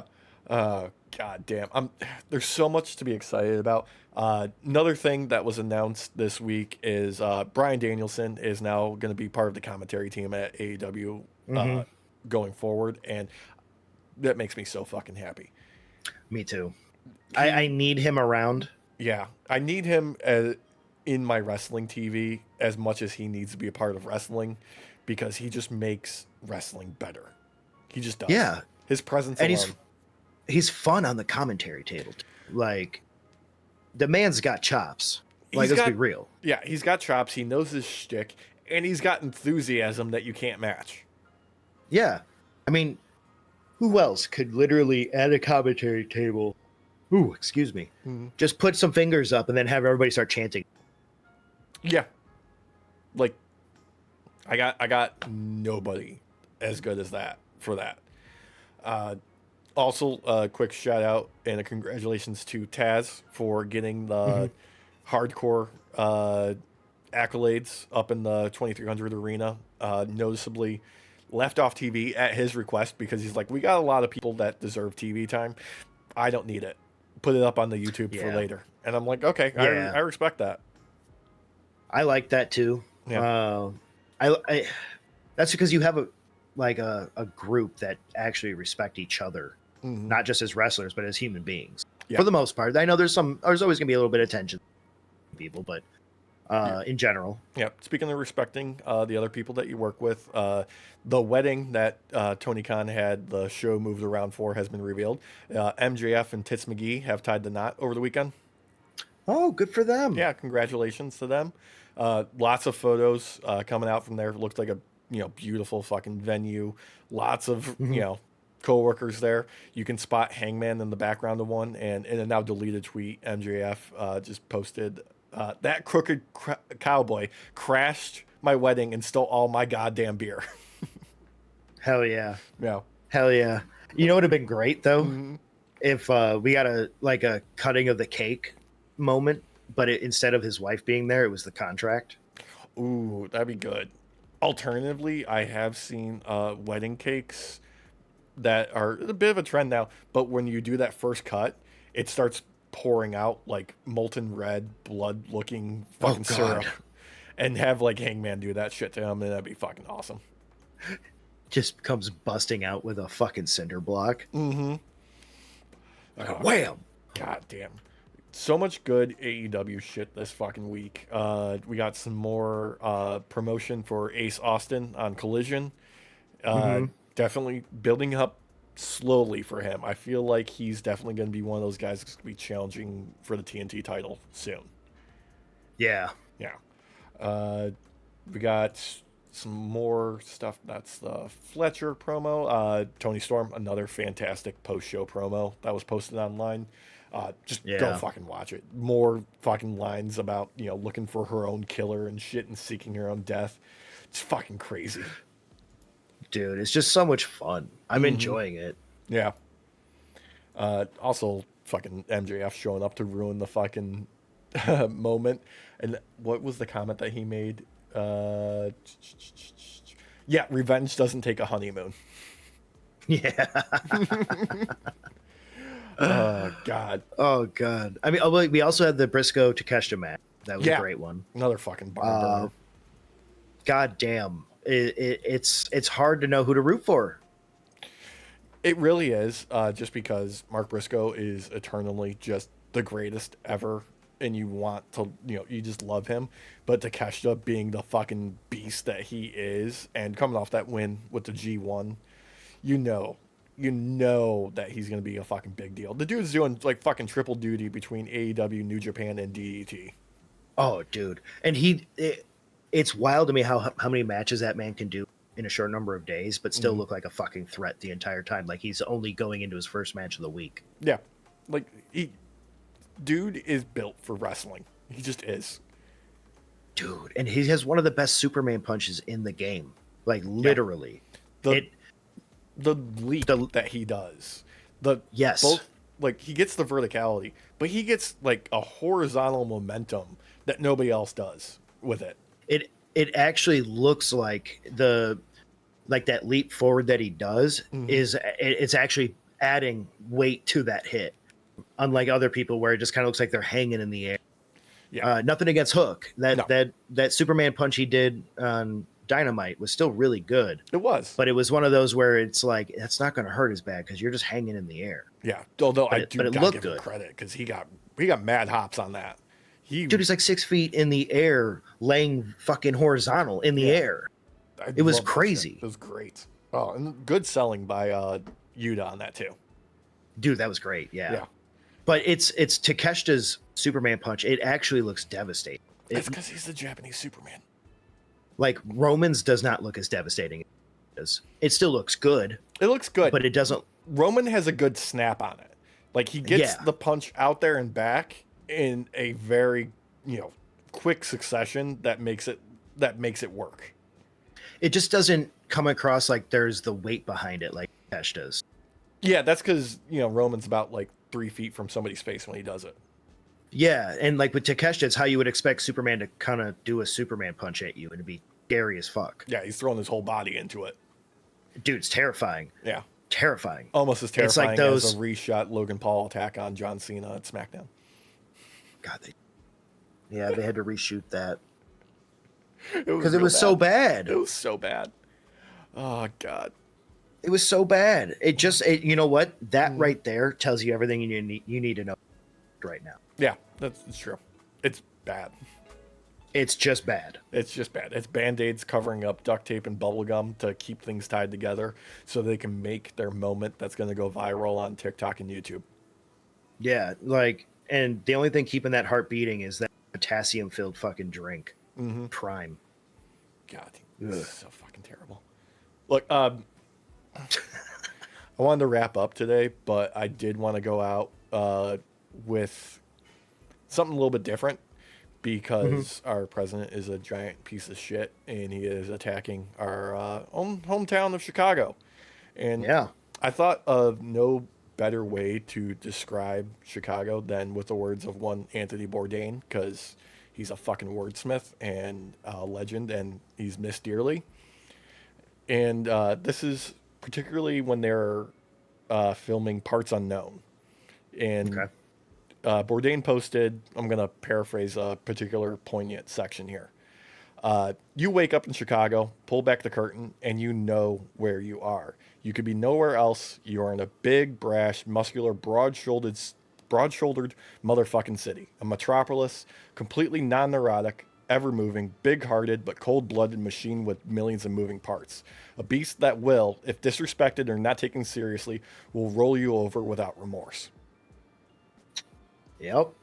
Yep. Yep. And shout out to the National Guard boys who are literally already protesting unlawful orders. So Trump's trying to be a little bitchy boy about it and bring in the Texas National Guard instead. And it's like, sorry, boys, but we've seen how y'all are. Like, the Texas National Guard are pussies, man. Yeah. Yeah. No, they're good for picking up trash and nothing else. Yep, nothing else. So you know what? You want to come here and you want to try some shit? This is the wrong fucking city. Yeah. LA might have been willing to put up with your shit, but we'll fight back. Legitimately, the mayor, the governor, and the people, including the police of Chicago, are rejecting you. Yeah. The fuck? Literally, if a man can be choked out in the street for 9.5 minutes and you have old Chicago grannies coming out there with their fucking metal baseball bats and shit, you got a problem. Yeah. Because that's what happened with the protests here. Like, the grannies came out to fight. Like, you got an issue. Like, Chicago don't fuck around. It doesn't matter if we're tiny or old or what. Like, we'll fight you. If you are so hated you can unite Cubs and White Sox fans, you are fucking up. Dude, seriously. Seriously. You see people wearing Cubs jerseys next to White Sox jerseys, and they're not arguing. They're instead fighting the right ones. Yeah. Yeah. Chicago's a fucking town that drinks gasoline as a laugh. And then you couple it with this moment where it's like he's trying to bring in the national side because our National Guard won't play ball, really. Like, you're going to piss people off way further than you did during the George Floyd protest, man. Declaring war on a fucking state is insane. Well, to blame it on crime, right? Crime and murder rates. We have had the lowest crime and murder rates that we've had in, I think it was 40 years or 30 years. Yeah. Ours is lower than Dallas and Houston. Why don't you send the fucking Texas National Guard to where there's actually real crime and real murder happening in Dallas and Houston, right in their own fucking homeland? Go ahead. Send them there. It's lower than Memphis. Yeah. Yeah. Dude, the amount of people that especially with my work, the amount of assholes that I have to deal with on a daily basis who are like, wow, Chicago's not as bad as everybody makes it out to be. I was like, that's because you listen to fucking asshole fucking fascists. Yeah. Like, they want to make this seem like this is a crime-laden fucking area where you can't walk 10 feet without getting mugged. Don't get me wrong. There are some areas where you do have to be a little bit careful. Sure. Every place has that. But this is not like fucking Georgia. This is not like fucking Texas. This is not like South Carolina. No. We like this is not the same. Like, we got nothing in comparison. Just a quick history lesson. The first city built, burnt to the ground. We built it back. We built it right back. So, like, you can come in and knock our door down. We'll put it back. Yep. And then we'll make fun of you for putting fucking ketchup on your hot dog, you piece of shit. Well, not only that, but I don't know if you heard about Sherman's March. Even though that really didn't start in Chicago, so a lot of the troops came through Chicago because of the railway system. Yep. So Sherman's March kind of started in Chicago. We could make our way back south. We could do it again. Yeah. Come and fucking take it. You think those were war crimes? Let's see some real war. We'll enlist the Canadians who will remind you why war crimes exist. Dude, seriously. Fucking, we fucked with them in 1812. So let's not do that again. Goddamn motherfucking losers. You deserve to get the relentless boos that are being censored during the U.S. Open, you piece of shit. God damn. That motherfucker's like stealing people's trophies and shit lately before he dies, because he's dying probably. Everybody thinks he's dying at least. Dude, he's fucking sending out fundraising emails asking for $15 to try and get into heaven. I know. What the fuck? This man is literally trying to do everything destructive that he can before he dies, while also bathing in the blood of all fucking of the children that him and Epstein molested together. Oh, God. Allegedly. But not because he's named over like 1,500 times in that fucking list. Oh, God, dude. The fucking Mike Johnson's fucking response to saying that he kicked Epstein out of Mar-a-Lago and became an informant for the FBI for something that they called a hoax 2 weeks ago and the week before that. And okay, what the fuck? Get your fucking story straight, you dumb motherfuckers. If you're gonna lie to me, at least be fucking consistent with. You're so fucking bad at lying. You're so fucking bad at it. But that's the thing, though, Alex. The state told you not to trust your senses. Yeah. So they can always wishy-wash back and forth, and these people will just buy it. There was someone I was arguing with that said Trump could be on the list. We could know every single victim he had. The man would still vote for him. It's so fucking depressing. And I looked at him and I was like, and you think you're not? Yeah. You're not? So these fascists are too far gone. They don't care anymore. It was never about the children. No, the children were just meant to be. They were just a means to an end. Don't care about the children. Don't care about women. Don't care about anyone but themselves. No. They're just huge pieces of shit. That was it. Caleb or whatever that douchebag is that went up against Mehdi Hassan and the bullshit. I fucking hate Jubilee. These people are propagating fucking fascist ideology. Crazy. But like that dude was just straight up, yeah, I'm a fascist. Like that's how everybody is. Dumb fuck, yeah.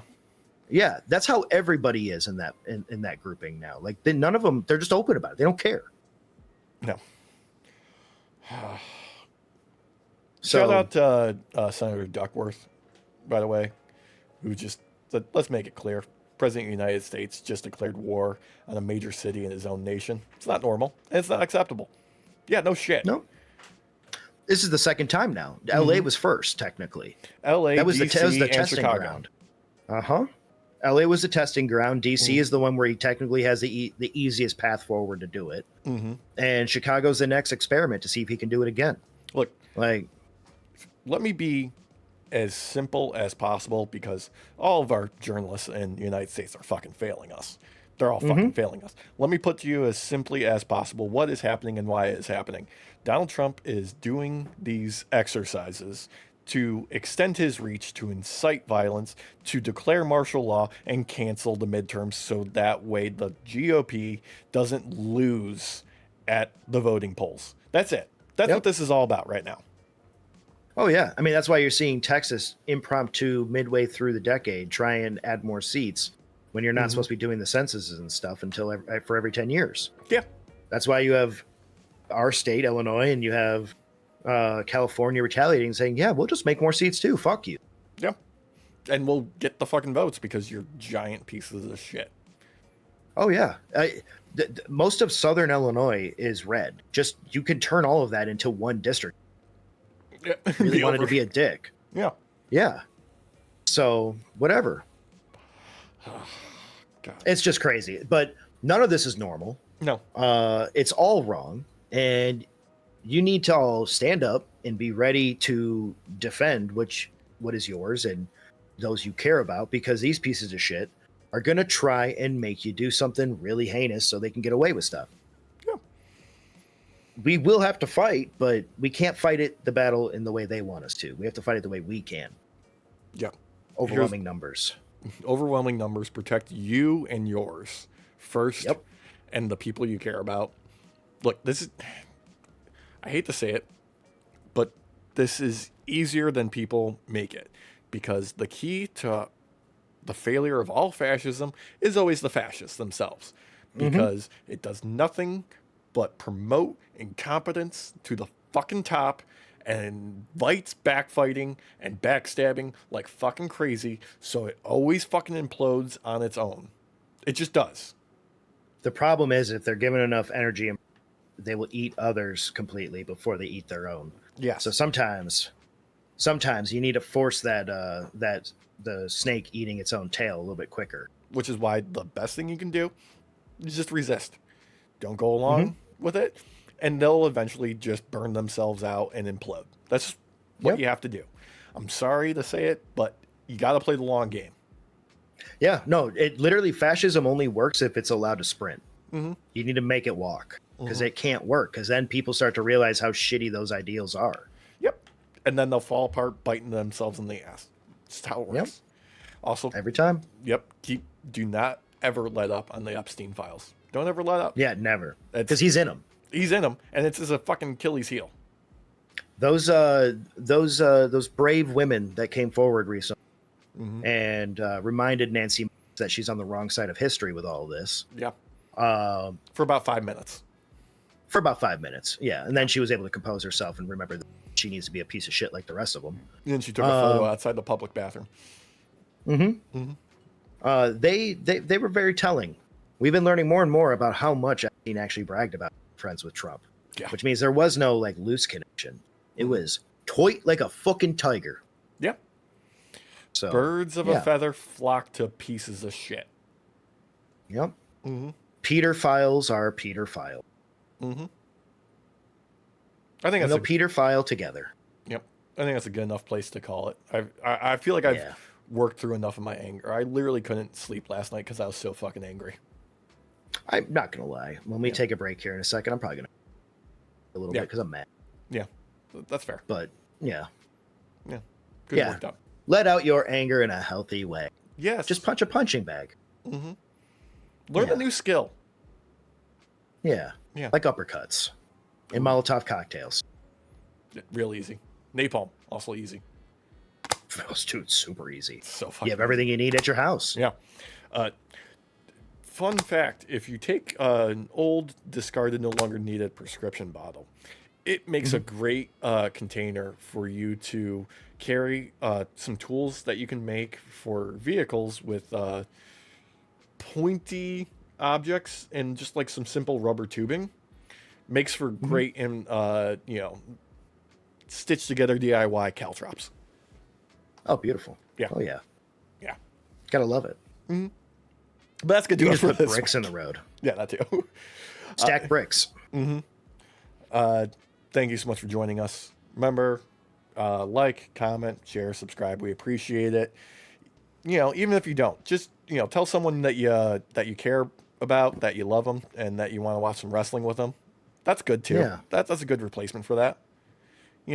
The way that we beat this in one way, Alex, is we need to sit down and just watch wrestling together. Yeah. And whine about how shitty of a product WWE is now. God. The nostalgia's good. That's it. Well, it was. It was. When Cena first showed up, but it's kind of the nostalgia. I'm kind of nostalgic out. Nostalgia out. I like that. Yeah. Anyway, we'll see you next week. Say goodnight to everybody. Buenas noches, night shift. All right, we're out. Yeah. Fuck Trump. Bitch ass motherfucker. I saw the bruise out in his hand. That dude doesn't. Dude, the fucking ear. Oh yeah, that was all fake. That's not even conspiracy shit. No, somebody died for that. Uh-huh. It's insane. Uh-huh. It's fucked up. It's fucked up.